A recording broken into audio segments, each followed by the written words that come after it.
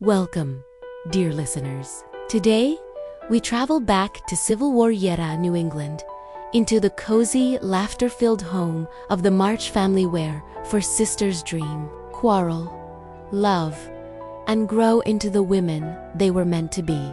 This is Little Women, written by Louisa May Alcott, and first published in 1868 and 1869. Not just a story about four sisters, it's a timeless journey through youth, family, and the lessons of love and courage. Our story follows Meg, Jo, Beth, and Amy March as they grow from little girls into women facing trials, joys, heartbreaks, and triumphs, all while guided by the gentle wisdom of their beloved mother, Marmee. The novel begins on a cold Christmas Eve. Money is scarce. Their father is away serving as a chaplain in the Civil War, and the four sisters lament that Christmas won't be as merry this year. But Marmee, their mother, reminds them that true wealth lies not in gold, but in love and goodness. So, instead of keeping their Christmas breakfast, the girls give it away to a poor, hungry family nearby, learning their first lesson in generosity. Let's meet the sisters. Meg, the eldest, is kind and responsible, longing for elegance and a comfortable life. Jo, spirited and tomboyish, dreams of becoming a famous writer and refuses to be confined by society's expectations for women. Beth, shy and gentle, is the heart of the family's helpless, musical, and pure of soul. And Amy, the youngest, is artistic, ambitious, and sometimes vain, but she matures into grace and refinement. Together, the sisters share laughter, quarrels, secrets, and dreams, and each learns what it means to grow up with courage and compassion. Next door lives Theodore Laurie Lawrence, a wealthy but lonely boy raised by his strict grandfather. Jo befriends him, and soon Laurie becomes like a fifth March sibling, joining their plays, their adventures, and their family dinners.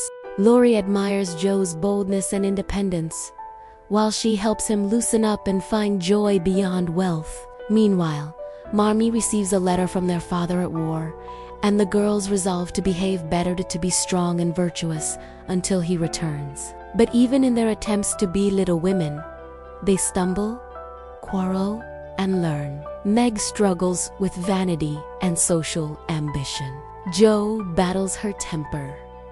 Amy burns Jo's manuscript in a moment of spite and later nearly drowns after chasing Jo to the river in guilt. Beth, quiet and humble, becomes everyone's peacekeeper. Each sister's faults are revealed, but so are their strengths. The Marshes soon face both joy and sorrow. When father falls ill, Marmee rushes to his side, and the sisters must manage the home alone.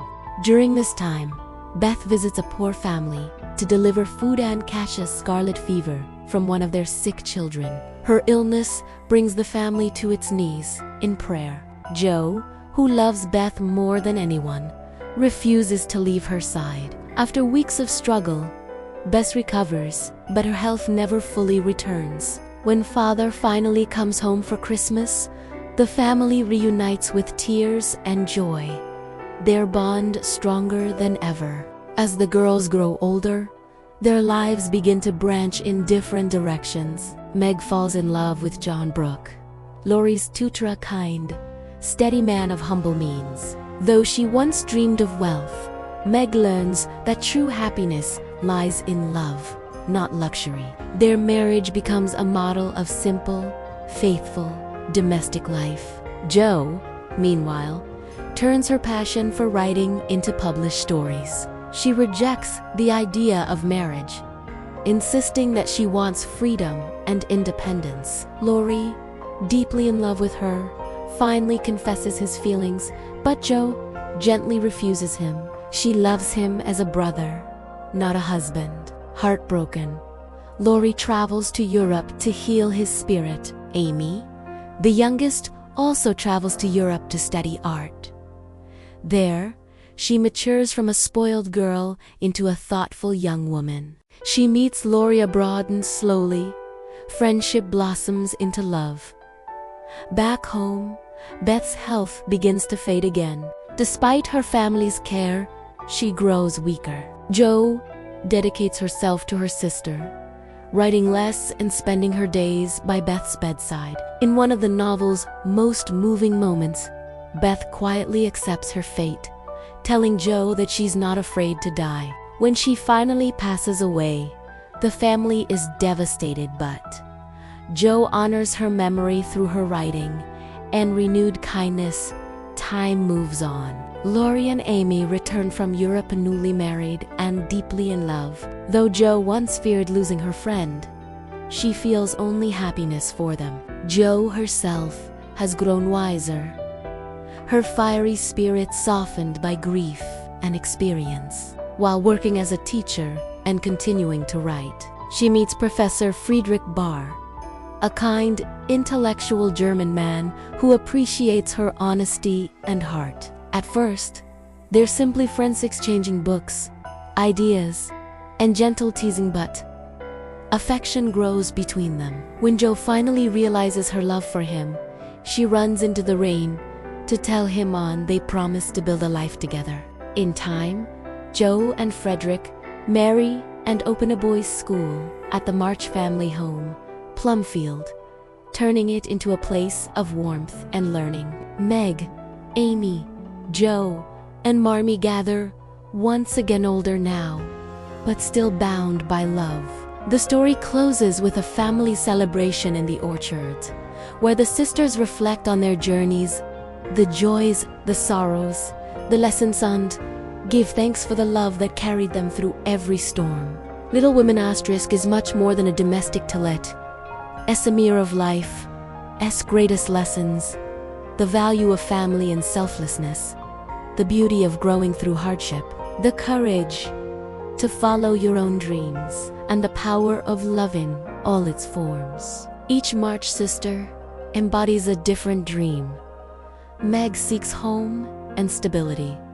Jo seeks freedom and creative expression. Beth seeks peace and kindness. Amy seeks refinement and beauty. Together, they form a portrait of womanhood that is as real and relatable today as it was over 150 years ago. Louisa May Alcott Little Women remains one of the most beloved novels ever written. A story that speaks to every generation about the trials of growing up and the unbreakable bonds of family. Its message endures, that love, selfless, patient, and kindness, the truest form of greatness.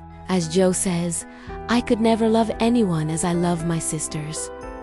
And through her words, we're reminded that the smallest acts of love, courage, and compassion shape the grandest lives. And that, dear listeners, is the story of Little Women timeless tale of sisterhood, dreams, and the extraordinary journey from girlhood to womanhood. Thank you so much for listening. If you enjoyed this story, please consider liking this video and subscribing for more summaries of classic literature. We'll see you next time.